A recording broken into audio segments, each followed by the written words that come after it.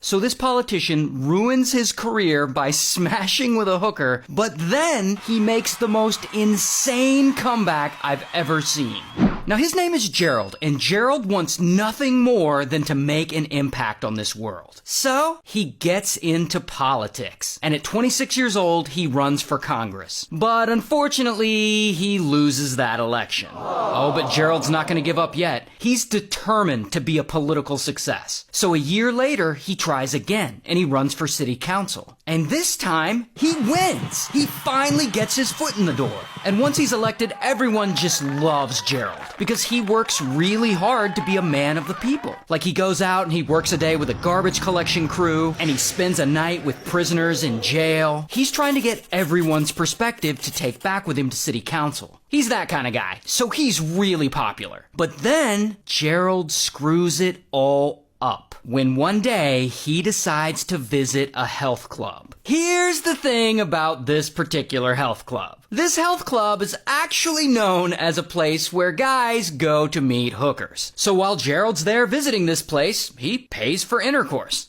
Twice. And when he does, for some dumb reason, both times he pays with a personal check. And of course, on those checks, he had signed his actual name. And eventually, predictably, the health club gets busted by police for running a prostitution ring. And during that investigation, of course, they find the checks with Gerald's name right on them. And poor Gerald, he's embarrassed and he's ashamed, and then boom, he's forced to step down from the city council position he worked so hard for. I believe it in the best interest of this community that I resign. Now, lucky for him, he doesn't face any charges, but it does seem like that's the end of his political career, and he's never going to make an impact on this world.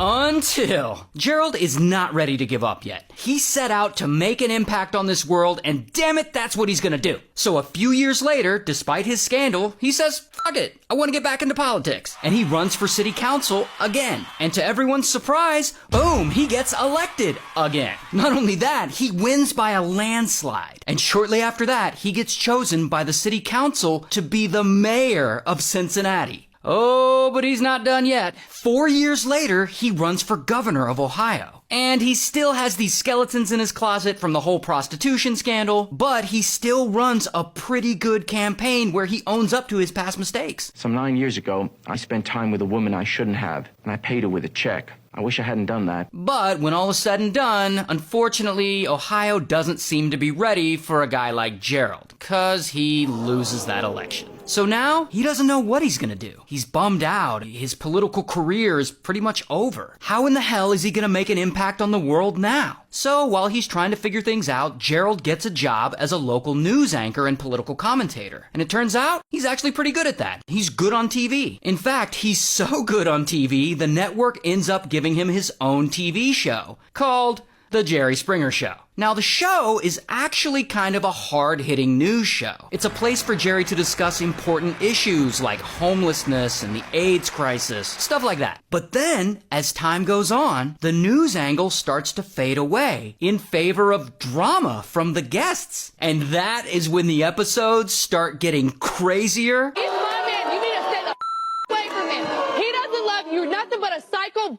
And crazier. My sister is dating my father. And crazier. I did this for you. I feel really stupid. And I still love that you do that for me. I'm an alligator. And the network is like freaking out. They're like, yes, we want more of that crazy, please. So the Jerry Springer Show evolves into this massive hit. And it becomes what hundreds of millions of people know it and love it to be. And it runs for 27 successful seasons, and Gerald becomes an icon of TV talk shows. So I guess you could say he made an impact on the world. So this couple, they live in the jungle right near the beach. And one day, they see a strange man crawling through the sand. And he's naked and he can barely stand and he's clutching a knife and he's shouting something incoherently in a language they don't understand.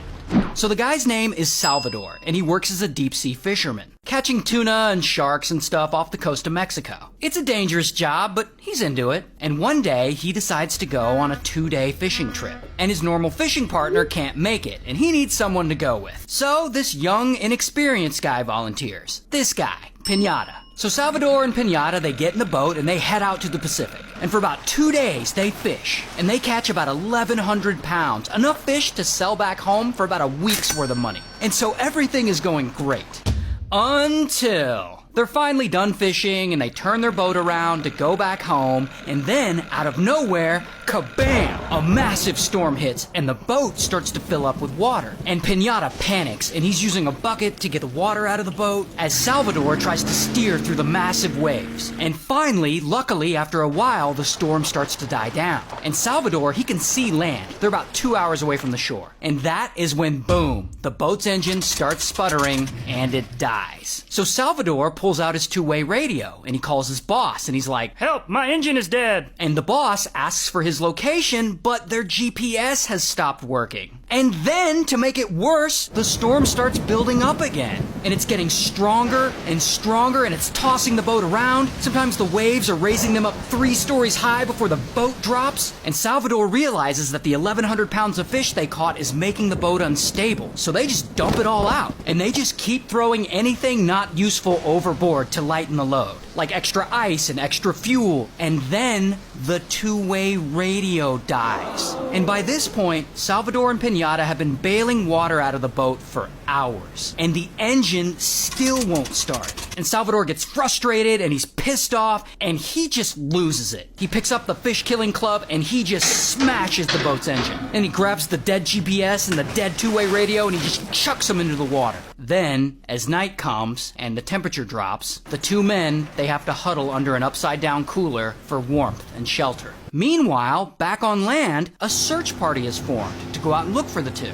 But unfortunately, the storm is still very active and visibility is still very low. And after about 2 days of no results, the search is called off. And 5 more days go by before the storm finally stops. And when it does, Salvador and Pinata, they finally get their bearings and they look around and they realize they have no idea where they are. And to make it worse, they're starving and there's nothing to eat on board and there's nothing to drink on board. So with Salvador's equipment gone, he's got to get creative. So he spends a bit of time and he figures out how to catch things in the ocean using only his bare hands. Fish and turtles and jellyfish, and they start eating that raw because that's all they have. And to drink, turtle blood and their own urine.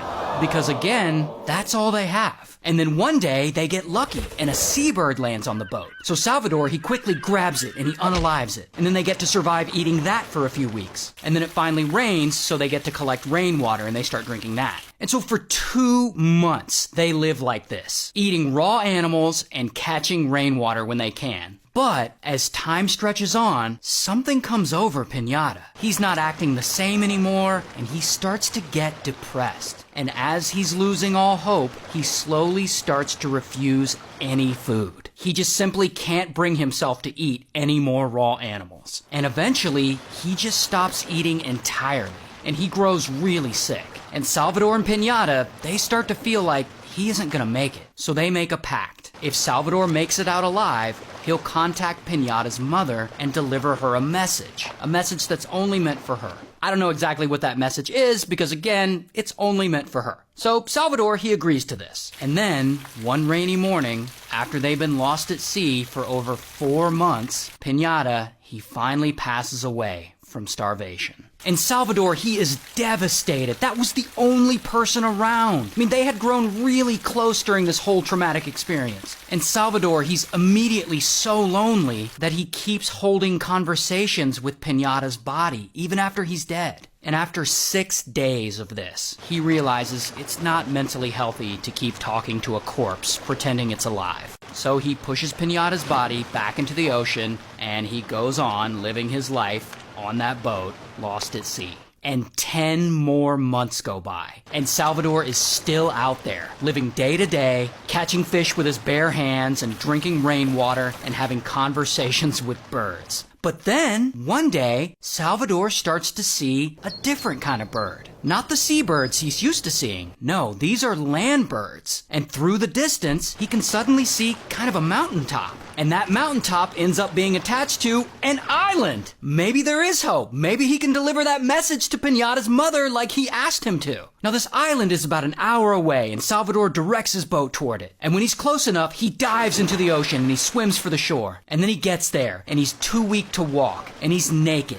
And he had brought a knife with him just in case. And he slowly crawls up the beach into the jungle, and that's where he spots a house. And the owners of that house, a couple, they see him crawling around naked with a knife, shouting in Spanish. And they're like, who the f*** is this guy? But that couple does end up helping him get to the hospital. So, what is this island Salvador finally landed on? Well, after being lost at sea for 438 days, Salvador had drifted over 6,000 miles, all the way from Costa Azul, Mexico, to Iban in the Marshall Islands. About a month later, after he's rescued, he finally gets a chance to travel to El Fortín in Mexico. There, he visits Pinata's mother, and he's able to deliver Pinata's final message to her. Then he gets a book deal because his story is just incredible. And afterwards, Pinata's family sues him for $1 million, wanting half the proceeds from any of his book sales. So that's fun. I don't know if the lawsuit actually went through, but that's the last reporting anyone did on any of them. So good luck with all that.